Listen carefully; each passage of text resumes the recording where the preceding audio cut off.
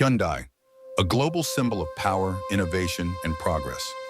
But behind this empire stands a story that almost no one believes.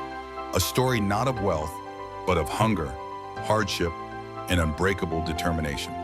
This is the true story of Chung Ju-Yung, a poor farm boy from rural Korea who defied war, poverty, and impossibility to build Hyundai, one of the world's largest automobile and industrial empires. His journey from carrying rice on his back to building ships and cars that carried nations is nothing short of legendary. This is the story of how one man, armed with vision and willpower, rebuilt not just his life, but his entire country. Chung Ju-Yung was born in 1915 in a small, poverty-stricken village in Tongcheon, Gangwon Province, during the time when Korea was under Japanese occupation. His family were poor rice farmers. Life was harsh, food was scarce, and opportunities were almost non-existent. As the eldest of 7 children, Ju-Yung spent his childhood helping his father plow fields and carry rice to the market. But deep inside, he felt trapped. Every morning he saw the same endless rice fields, and every night he dreamed of something bigger. A world beyond the village, a life beyond survival. His father, a strict Confucian man, believed education was unnecessary. He wanted Ju-Yung to become a farmer, like generations before him. But Ju-Yung had other plans. At just 16 years old, Ju-Yung made a daring decision. One night, with a small bundle of rice and almost no money, he ran away from home to seek a better life in the city. He walked for days, hungry and exhausted, until he reached Sokcho, and later Seoul, the capital of Korea. He found his first job carrying rice sacks for merchants. The work was brutal. He was underpaid, overworked, and often hungry. Still, he refused to return home. He believed that every hardship was an investment for a better future. But when his father discovered his whereabouts, he forced him to return home. Ju-Yung obeyed, but his heart remained restless. He would run away again, and again, and again. In total, he escaped from home 8 times before finally staying in Seoul for good. That relentless spirit, the refusal to give up, became his greatest strength. In Seoul, Ju-Yung took every job he could find: dock worker, construction helper, delivery boy, and even newspaper carrier. But his big break came when he started working at a small automobile repair shop. The moment he touched an engine, something changed. He was fascinated by the beauty of machines, how lifeless steel could move with power and precision. He learned everything he could about mechanics, not from books, but by observing, repairing, and testing with his hands.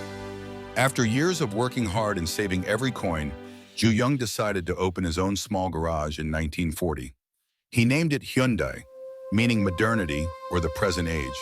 It was a bold name, and even bolder for a poor young man during the Japanese occupation, when Koreans faced discrimination and restrictions. But Ju-Yung didn't care. He was building not just cars, he was building a dream. Then came World War II, and Korea's liberation from Japan in 1945. But freedom came with chaos. The Korean War broke out in 1950, and Seoul was devastated. Ju-Yung lost his shop, his tools, and almost everything he owned. For many, that would have been the end. But for Ju-Yung, it was only the beginning. When the war ended, South Korea was one of the poorest nations on earth. No infrastructure, no resources, no hope. But Chung Ju-Yung saw potential where others saw only ruin. He rebuilt his company and renamed it Hyundai Engineering and Construction. His goal was simple but powerful: to rebuild Korea, one road, one bridge, and one building at a time. In the 1950s and 60s, South Korea needed rebuilding from the ground up. Hyundai won contracts to construct roads, ports, and industrial complexes. One of the company's most significant projects was building the Gyeongbu Expressway, connecting Seoul to Busan. It was a monumental task: 428 kilometers of road through mountains, rivers, and farmlands. Experts said it was impossible. The country lacked equipment, funding, and experience. But Ju-Yung replied, "Have you ever seen a country fail because it built too many roads?" He led 10,000 workers personally, often visiting construction sites in muddy boots. Under his leadership, the highway was completed 2 years ahead of schedule. That single project transformed Korea's economy and proved that Hyundai could do the impossible. Hyundai became the engine of national reconstruction, building power plants, dams, and even military bases. Chung Ju-Yung was no longer just a businessman, he was a nation builder. By the late 1960s, Korea was industrializing fast. But cars were still a foreign luxury. Koreans mostly imported Japanese or American vehicles. Once again, Chung Ju-Yung saw an opportunity. He said, if we can build our own roads, we can build our own cars. In 1967, he founded Hyundai Motor Company. Most people laughed. Korea had no automotive technology, no experience, no brand recognition. But Ju-Yung didn't listen to critics. He hired top engineers, including former British car designer George Turnbull, to teach his team. Just 1 year later, Hyundai launched its first car, the Cortina, built under license from Ford. But Ju-Yung wanted something truly Korean, so his team began working on their first original model, the Hyundai Pony. In 1975, the Pony rolled out as Korea's first mass-produced car, a small, affordable vehicle that symbolized a new national identity. For the first time, Koreans could drive a car made by their own countrymen. The Pony became a symbol of pride and the start of a revolution. While other companies focused on surviving in Asia, Hyundai looked abroad. Ju-Yung believed that Korean quality could compete globally. In 1986, Hyundai entered the United States market with the Hyundai Excel, a compact, affordable car. It was an instant hit. Over 100,000 units sold in the first year. Suddenly, Hyundai was not just a Korean brand, it was a global brand. Ju-Yung continued expanding Hyundai's empire, not only in automobiles but also in shipbuilding, heavy industry, and engineering.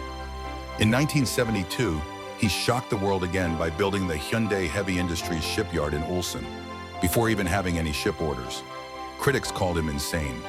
But soon Hyundai became one of the largest shipbuilders in the world.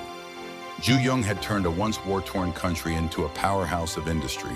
What made Chung Ju-Yung different wasn't just intelligence, it was his mindset. He believed in action over talk, hard work over luck.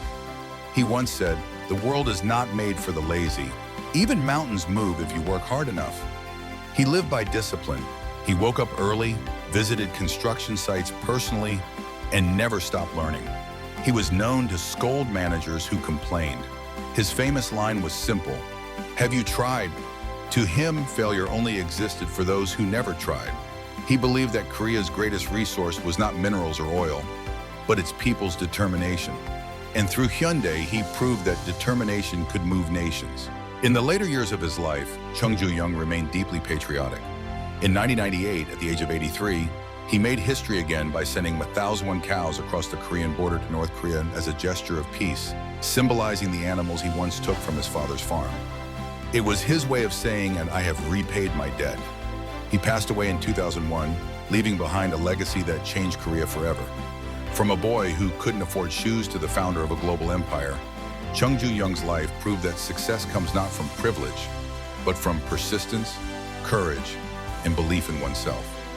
Today, Hyundai stands as a symbol of innovation and progress, with millions of cars sold across the world, from Seoul to San Francisco.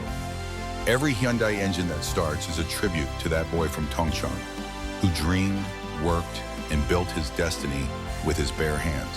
So the next time you see a Hyundai car on the road, remember, it's not just a machine.